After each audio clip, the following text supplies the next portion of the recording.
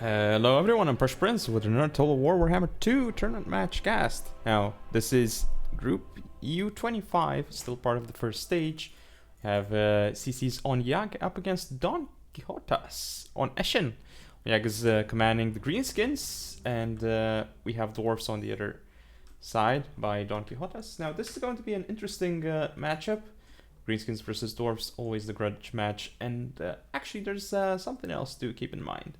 Now, Ondjage is actually one of the best Total War Warhammer 2, actually best original Total War Warhammer players. He might actually be the best, or maybe second best, depending on how you do it throughout the extent of the first Total War Warhammer, which is very, very interesting. He was like really, really powerful, strong player. Now, he is actually not played much in Warhammer 2 as far as I know, but looks like he's going to be playing this World Championship, so very excited to see him join the fray. Now, let's go over the compositions. So, for greenskins, we do have... what do we have? Well, where's the Lord? Where's the Lord? Okay, we have... Here's the Lord himself, a Night Goblin War Boss on a pig, basically. Very, very interesting, with the boss saloons and get back here. Surrounded by two Night Goblin Squig Hoppers. We have two Nasty Skulkers on the far right as well. On the far left, we have two more Nasty Skulkers in the center. Looks like a Goblin and a Night Goblin. The 8-pick Loonies, here we go. And looks like Savage Orc Biggin. We have, of course, some artillery, the Goblin Rock Lobbers, a Stone Troll, actually two Stone Trolls. Oh, another Goblin Rock Lobber. Okay, so quite a decent artillery contingent. Itch and Nuisance, Sneaky Stabbing on the Night Goblin Shaman. We have, of course, also Dirkus, Squigs, and Mogreb's Mangy Marauders, very good units. Now, let's go over quickly over the Dwarf Army. So, we have Thorgrim, Grudge Bearer with Stand Your Ground, Oath of Vengeance, Great Book of Grudges, Hiking, and all that stuff. Then we do have another single entity here, which is the Thane, a melee specialist, with the Onslaught and Silver Horn of Vengeance. We do see that there are actually two cannons and sort of a very defensive dwarf composition here, as you typically see with the dwarfs. I mean, formation, not composition, but I guess you could say composition as well, because of the cannons. We do, of course, have the Ironbreakers, two Hammerers, some Dwarf Warriors with great weapons, that's two of them. Looks like a Slayer on the left flank and a Giant Slayer on the right flank. Up front, we see two Thunderers, and that is the composition. So let's go hit play. Hopefully, I'm trying to shorten the army composition time, but I still took like 3 minutes. Well, that said, I did go for like a minute or so talking about Ondjage, I think. Anyway. Let's get the show on the road. So we have the Stone Trolls coming back because they don't want to get shot by the cannons here. Good idea. Other Giant Rock Lobbers are actually targeting this unit of Thunderers, and I think this is a mistake because you want one Giant Rock, you want one of these, you want a Giant Rock Lobber, but Goblin Rock Lobber, targeting this Thunder and the other this Thunder. You don't want to overkill a unit, basically. So this is a mistake. Artillery should be targeting different targets on its other artillery. Now here we have an engagement. Dwarf Warriors already getting charged by the Night Goblin War Boss and two Squig Hoppers here. Very, very nice engagements, unless the Cannons and Slayers come into play. But yeah, that was a nice surprise attack by the Greenskins. We have Goblins moving up the Thunder, so soaking up the damage, nothing else getting shot at. Stone Trolls getting hit real badly by the Cannons. Now these Squig Hoppers are getting to the Cannons, which is huge. Oh, I actually missed the Goblin Wolf Rider. It's coming into play now to hit the cannons. Very nice play here from Ondjage. Also more Dirkus Squig Hoppers coming to Thunderers. Nice engagement onto those Thunderers as well. Lots of things here have been stopped. But this Night Goblin Squig Hopper is actually off the field now, and the cannons are still up. However, all the Thunderers here are going down. Well done by the Greenskins.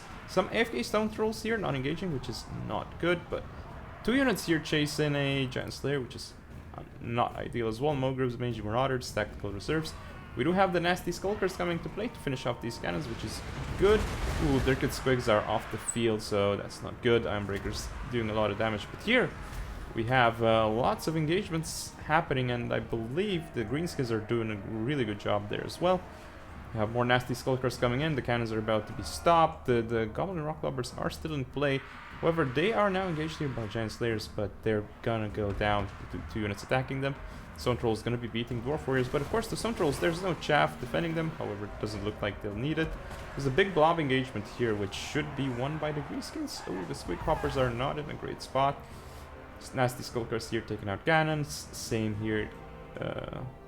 And yeah, the Goblin Rock Lovers being on the field is huge.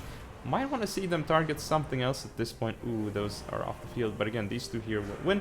We do have Wah popped. And yeah, as you can see by the balance of power and the units remaining, the Greenskins are doing a fantastic job at this point.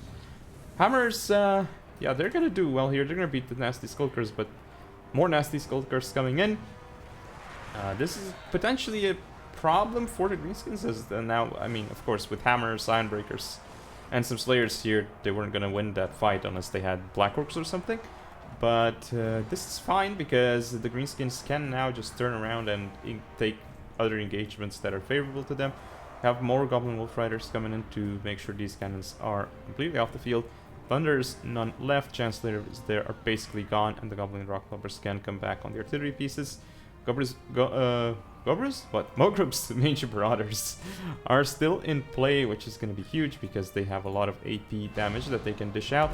So nice Ironbreaker shots into these nasty Skulkers, managed to break them off the field. We do have the Night Goblin Warboss coming in, and Stone Trolls here to support the 8-pick loonies to finish off these Hammers. Here the Goblin Wolf Riders, as I was saying before, took out the cannons. Some Thunders do come back, and there are 11 models left, but anything counts at this point. You can see the balance of power just still slightly favoring the Greenskins, and as it should. Slayers are in play, and the Slayers are going to be annoying, though we do have some Savage Orc Brigands in good health coming in for the Slayers, so they should be doing a good job there, especially with some support and more Greenskin units coming back. These Stone Trolls coming back, and there's also 8 out of 12 left, so they can still heal quite a bunch, as they do over time, because they are the Stone Trolls.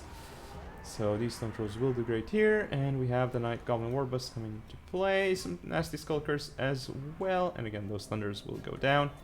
Night Goblin Shaman is running away because obviously it doesn't want to engage with the Slayers. As the power going more and more into Greenskin favor. 8-pick loonies here will stop the... Oh, was there... I didn't see the loons. Oh no, I missed the loons. But anyway, at this point it's basically decided. Stone Trolls going out and then coming back in with a nice charge to use their charge bonus, which actually is like 34, so it's not amazing, but it is okay. So here we're going to have the engagement. Of course, the Greenskins should win this, especially with some Cav support. There are Hammers though here, but still, the Stone Trolls will do great here, especially with more nasty Skulkers coming in. So yeah, this is basically the game at this point. Pretty nice game here, actually. I really like how it was played from the Greenskin side. Quite mobility focused, you know, quite a lot of mobility tools to take out those cannons and nasty Skulkers as well. So that was pretty fun to see. And that surprise charge from the forest at the start to take out the Dwarf Warrior with great weapons. That's pretty good too. But yeah, that should be the game, and we see Thorgrim here engaging, but of course he's very tanky, so very hard to take him out. Oh, actually all the Stone Trolls are out, but it doesn't really matter at this point. They're just gonna come back and they'll be able to charge back in and win this engagement, no problem, even with nasty Skulkers routing. But yeah, it's time to fast forward a little bit, because you see the Goblin Rock Lobbers engaging. I think we'll see the Greenskins kite a little bit, yeah, indeed, because, you know, why wouldn't you? Okay, so those Hammers are routed. And here comes the final engagement. Thane gonna go down here. Stone Trolls coming in to support as well. So indeed, this is gonna be bye by Dwarfs. This is actually the Thane here engaging. 24 kills actually. There's Thorgrim. Here's Thorgrim. Everything is going to route at this point. Itchy Nuisance popped as well. So goodbye Dwarfs. Yep, the Dwarfs are not gonna like this. Oh wow, that was a kick from the troll there. Now look at the trolls just kicking Thorgrim. Those were some big smashes though.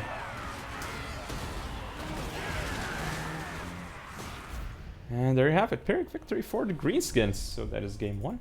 Let's take a look at the stats. So on Ondjage we have Night Goblin Shaman, War Boss, Goblins. Yeah, the Nasty Skulkers doing some interesting stuff. 8-pick Loonies didn't pay for themselves, but yeah, the Squigs did great. Mogres, Mange Marauders, and of course the Stone Trolls really good here. Unless they get shot by cannons to the face. Okay, so for the Dwarves, we do have Thorgrim Grudge Bear. I mean, the single entities weren't able to do much, but Hammers, wow, actually doing quite the work. And of course, Iron Breakers. Pretty hard to stop them unless you have the Rock Lobbers doing damage. The cannons here, 234 and 300, obviously didn't pay for themselves because they did get taken out by Squig Hoppers and Nasty Skulkers annoying them. So that's game 1. We'll see how game 2 goes. Ondjage taking the first game in this best of 2. So this is game 2 between Ondjage and Don Kichotas. We have Skaven against High Elves here, which is actually, say, Skaven favorite, but some people do disagree. We shall see though how this ends up being played on MP Alpine Ridge. So let's go over to slow motion and try to quickly go over the compositions. We do have Throt the Unclean with so many things here. We do have a Beastback, Creature Killer, Remoldered, Master Controller. Yeah, basically a bunch of stuff there. We do have the ROR, Pit Fighters of Hell's Deep. We do see the Warlock Engineer as well with Holding Warp Gale, Warp Lightning, Warp Stone Armor, and of course Scurry Wake, as Skaven units tend to have that. We do see the Council Guard hidden in here in the forest as well. Obviously, they're really awesome because they also have the Guardian ability, which helps a lot. We do have anything hidden? Yeah, some Skaven Slave Spears here. 1, 2, 3, 4 in total. We have 4. I believe those are all Clan Rats. Yes. We do see 2 Poison Wind Mortars. Some Rattling Guns. Okay, a unit of Warp Grinders and a Warlock Giselle unit. So that's the Skaven composition. Now for the High Elves. Whoa, what is this? This is very strange. Okay, so on the left flank, start with the left flank. 2 Archers, 3 Spearmen. On the right flank, 2 Spearmen, and 3 Lothern Sea Guard, supported by the Mage of Shadows here with Pit of Shades and Tyrion on his horse. Wow. Okay, that's pretty cool. Feint and Riposte, Stand Your Ground, Foe Seeker, and Heart of Avalorn. So don't see Tyrion too much, so really excited to see him here. Silver Hounds with shields and a Moon Dragon, not a Star Dragon. Okay, and a hit. Yeah, there's this hidden Skaven Slave Spear from over there. Do we have? Yeah, we have a Silver Helm unit here with shields. So yeah, let's hit play and see how things go here. But yeah, very interesting deployment here. I do love the Tyrion pick though. Against Skaven it might even work, but yeah. Not sure about splitting the army like this because it's fairly risky to do that. You usually want to concentrate your army unless you totally have the mobility advantage, which yeah. We'll see. Now these archers are pushing a bit too far. Poison Wind Mortars will be able to get huge value here, already targeting. We'll see if the High Elves try to dodge here. It's sometimes possible to dodge, but looks like they're just going ahead anyway. They're not going to attempt to dodge. So 2 Spearmen getting hit by that. Already they're going to take massive HP losses here. Have the archers starting to target the Clan Rats here. Looks like, yeah, Warlock Giselles are able to hit the Spearmen just a little bit or go over their heads. Not entirely sure here. Ooh, there's going to be a Pit of Shades here. That's, I mean, it is on a Skaven Slave Spear unit though, so that's not really worth it. Wow, look at the Poison Wind Mortars here doing so much damage. Now they're going to even hit the Lothern Sea Guard, so once one of them hits, yeah. This unit didn't get hit though, so this should be the next unit that gets targeted probably. Yep, there we go. Nice stuff from Ondjage here. Rattling guns are going to prepare to shoot down those spearmen. So yeah, they're going to be... Wow, look at that. They even have silver shields. Now the problem with the rattling guns is that they're kind of iffy to use. So yeah, that's a little bit weird. We do have Throt around here though, and he's going to see what he can do with those silver helms with shields. Now, yeah, the Poison Wind Mortars here are going to be targeting... Oh, they hit the Spearmen and they hit the Archers here. So Poison Wind Mortars are just going to get such value here. Probably should be targeting the Archers next, though. This engagement here obviously going for towards the Skaven.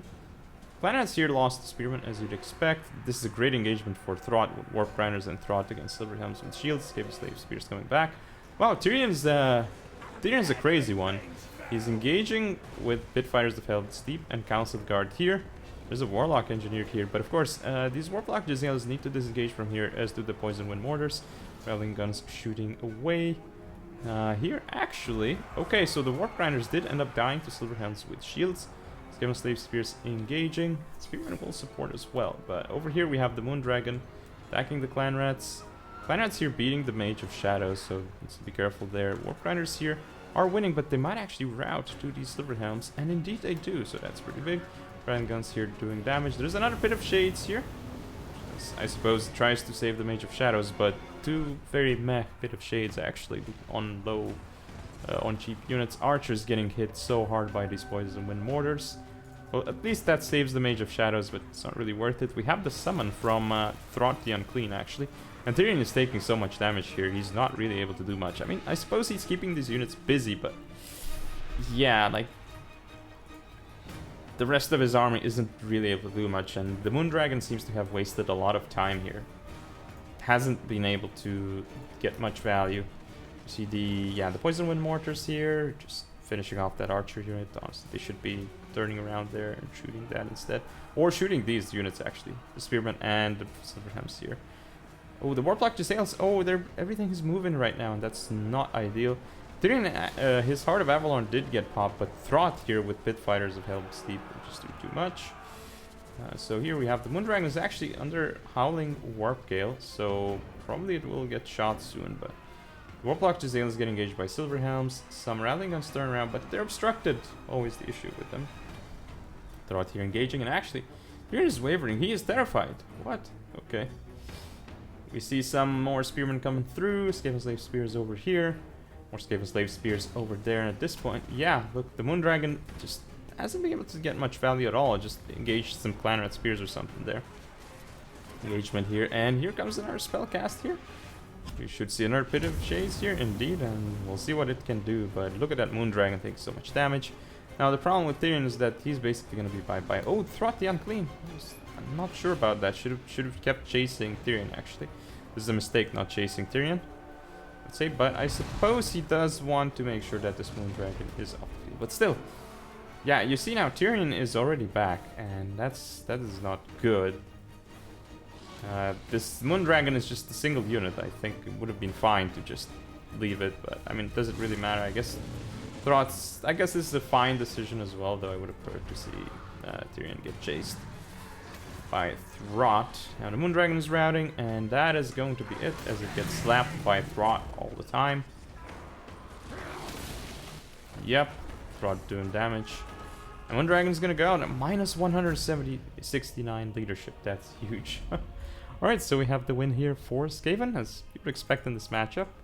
Really hard to deal with, like, Poison Wind Mortars. As you can see here, 1500, 1700 value.